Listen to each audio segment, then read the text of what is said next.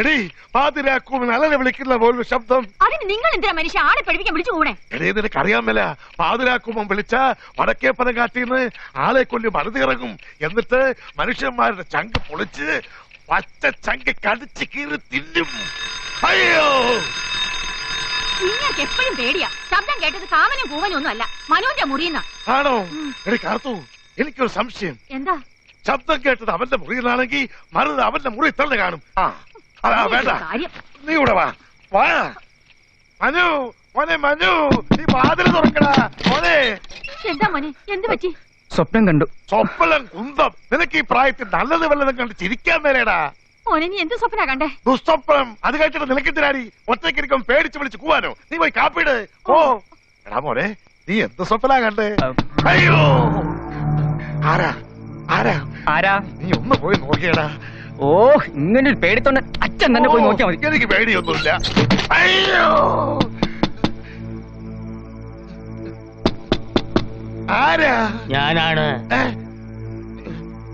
ഞാനെന്ന് പറഞ്ഞ ഞാനാ പപ്പൻ. തുറക്കുക. ആരായിരുന്നോ? ഞാൻ വിചാരിച്ചേതോ മറുതയാണ്. എന്നും കാലത്ത് കോലോത്തോന്ന് ഞാൻ ഉണ്ടാക്കി ഇഡ്ഡലിയും ദോശയും വെട്ടി വിഴുങ്ങുമ്പോ തനിക്ക് മറുതാ ചോദ്യമൊന്നും ഇല്ലല്ലോടോ. പല്ലെത്താൻ കുളത്തി മുങ്ങി കുളിച്ചു കയറിയെന്ന്. പൂജയ്ക്ക് തന്ത്രിയെ വിളിച്ചോണ്ടിരാൻ വൈകിയതിന് ചുണ്ടി കയറി ഇരിക്കുക. താൻ വാ. ഒരു ഗ്ലാസ് കാപ്പി കുടിച്ചിട്ട് പോയാ പോരെ? തന്റെ കാപ്പിയും കുടിച്ചോണ്ട് ഇവിടെ നിന്നാലേ ഞാൻ ആപ്പിലാവും. വാ. ഓ,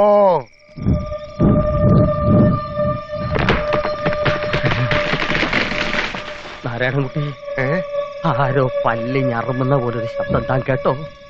ഞാൻ ഒന്നും കേട്ടില്ല. എന്നാ ഞാൻ കേട്ടു. ഈ സമയം ഏതാണെന്നറിയാമോ? ആ സമയം?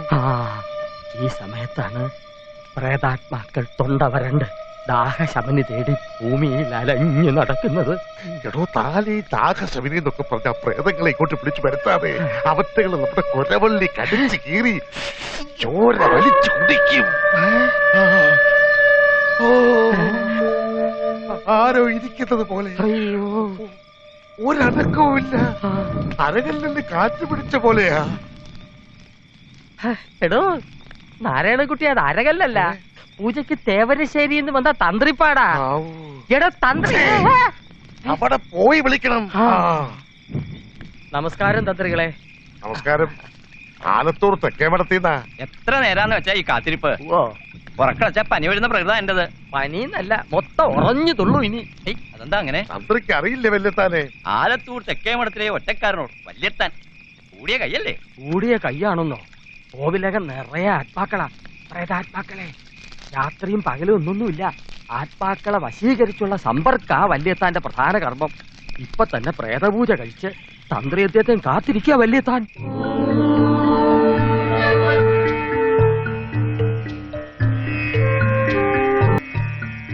തേവലശ്ശേരി തന്ത്രിപ്പാട് കോലോത്തേക്ക് അത്യാ അല്ലേ?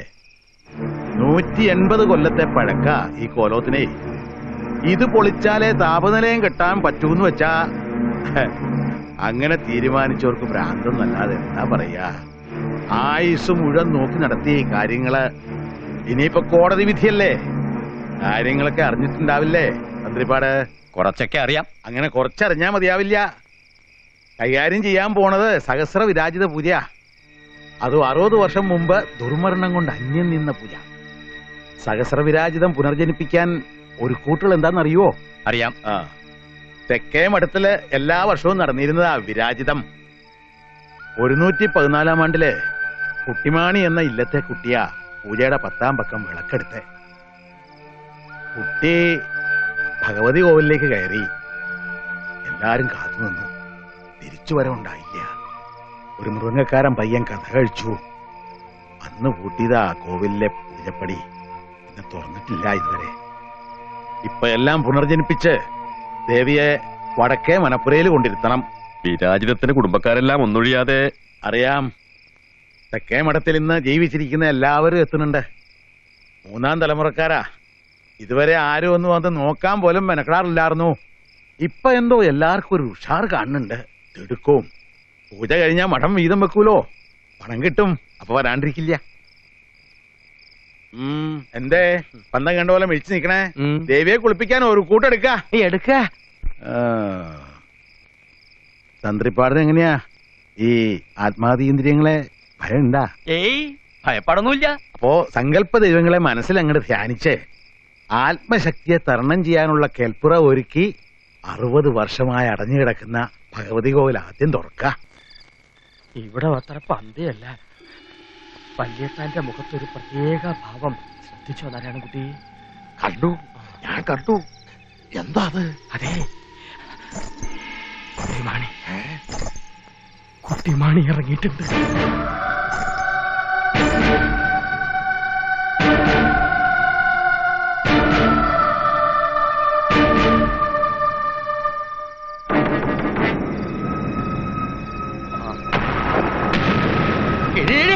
ഞാന് വിമാനി നമ്മളെ വല്ലതും ചെയ്യുമോ പപ്പാ? ഒന്നും ചെയ്യും, അടിച്ച് നിലത്തിടും. അയ്യോ, അത്രയല്ല, അതിനു മുമ്പ് പച്ചമാവിന്റെ കൊമ്പ് തിരികിരാന്നൊടിയുന്ന ശബ്ദം കേൾക്കും. എന്റെ അമ്മേ. അതിനു മുമ്പ് കാവിന്ന് കടവാവലിന്റെ ചിറകടി ശബ്ദം. അതിനും വിളക്കെല്ലാം അണഞ്ഞ് ഇരുട്ടാവും. അതിനു മുമ്പോ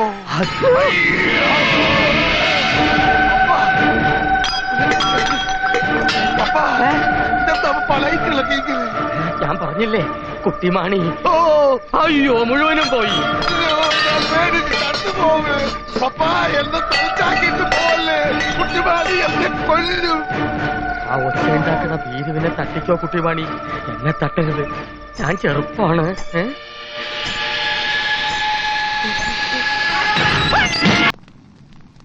ആരാ ഇത് കുഴിച്ചിടുക? ഞാൻ അല്ലാണ്ട് ആരാ? ഞാൻ കുഴിച്ചിടാം. എവിടെയാണാവോ കുഴിച്ചിടേണ്ടത്? എന്താ ചെയ്യേണ്ടതെന്ന് അറിയാവോ? കുഴിച്ചിട്ടാ പോരെ, വളവും ചെയ്യണോ? അപ്പാ, ഒവ്വ്. അഭിപ്രായങ്ങൾ വേണ്ട. വേണ്ട. ഇങ്ങോട്ട് വരൂ. ഒവ്വ്. ദുരാത്മശക്തി അനവധീനാവുമ്പോ തളച്ചേ പറ്റൂ. ഓ, ആദ്യ വിഘ്നവിധി, ഈ കുടം പടിപ്പുരയ്ക്ക് മുന്നിൽ കുഴിച്ചിടുക. അത്രേ ഉള്ളോ? കുഴിച്ചിടാലോ. വെറുതെ പോരാ, കുടം കൊണ്ടുപോണ ആളെ ആരും കാണരുത്. അയാൾ ആരെയും നോക്കരുത്. അത് ഞാൻ കണ്ണടച്ചോളാം. അത് മാത്രം പോരാ, ആ. ദാ, ഓ, ഇയാളെ ആരോട്ട് കാണാനും പാടില്ല. അതിനിപ്പോ എനിക്ക് പ്രത്യേകിച്ച് എന്താ ചെയ്യാൻ കഴിയാ? കണ്ടാ കണ്ടോ, അത്രേ ഉള്ളൂ. വിഡ്ഢി, ഇവിടെ ഉണ്ട്. കണ്ടാ നിനക്കാ ദോഷം. ഭ്രാന്താ വരാൻ പോണേ. തിരികെ തരാൻ പാടില്ല. ഇവിടെ വെക്കാ. താഴെ വെക്കരുത്. എന്നാ ഇതാ. ഈ മന്ത്രം കണ്ടു ചൊല്ലിക്കോളൂ. ഇനി മന്ത്രം ചൊല്ലോ. ഭവാനി ത്രിസന്ധ്യ ഭവാനി ത്രിസന്ധ്യ സർവസ്ഥായാനേ സർവസ്ഥായാലേ മധ്യമാനസം മധ്യമാനസം ഗോപുരം വിഘ്നാങ്കരേ. ഗോപുരം വിഘ്നാങ്കത്. 2-3 വർഷം കൂടി സുബോധത്തോടെ ജീവിച്ചിരിക്കണമെന്നുണ്ട്. കൊണ്ടുപോയി കുഴിച്ചിടുക. ആരെ? കുഴിച്ചിടാൻ തന്നെയാ പോണേ. നിൽക്ക, നിന്ന് കണ്ണടയ്ക്ക. ഇനി കണ്ണു അടയ്ക്കണോ? അടയ്ക്ക. അടയ്ക്ക. ഭവാനി ത്രിസന്ധ്യ. ഭവാനി, വരിയല്ലേ? അച്ഛന്റെ വീട് കാണാൻ എന്ത് രസാ. ഭവാനി ത്രിസന്ധ്യ സർവസായാണി. ഇതാണ് ഊട്ടുപുര. ഉപ്പുമാങ്ങ കട്ടിലിനാറല്ല. കണ്ടു എന്നെ. ഓ,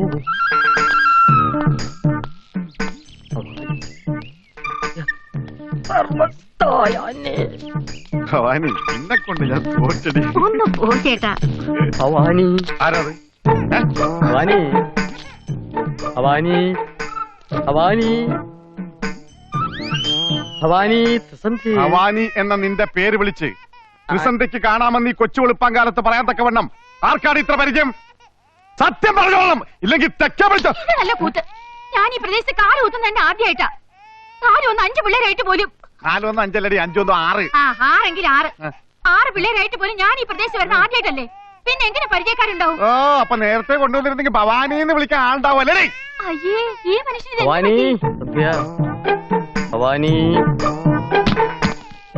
ഭവാനി, ഭവാനി. എന്തേ? ഭവാനി.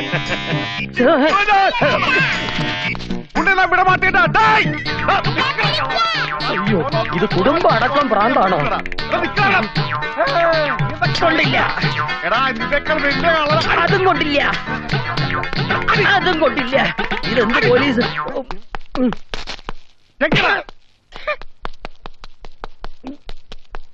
ഭവാനി എന്നെ കണ്ടു.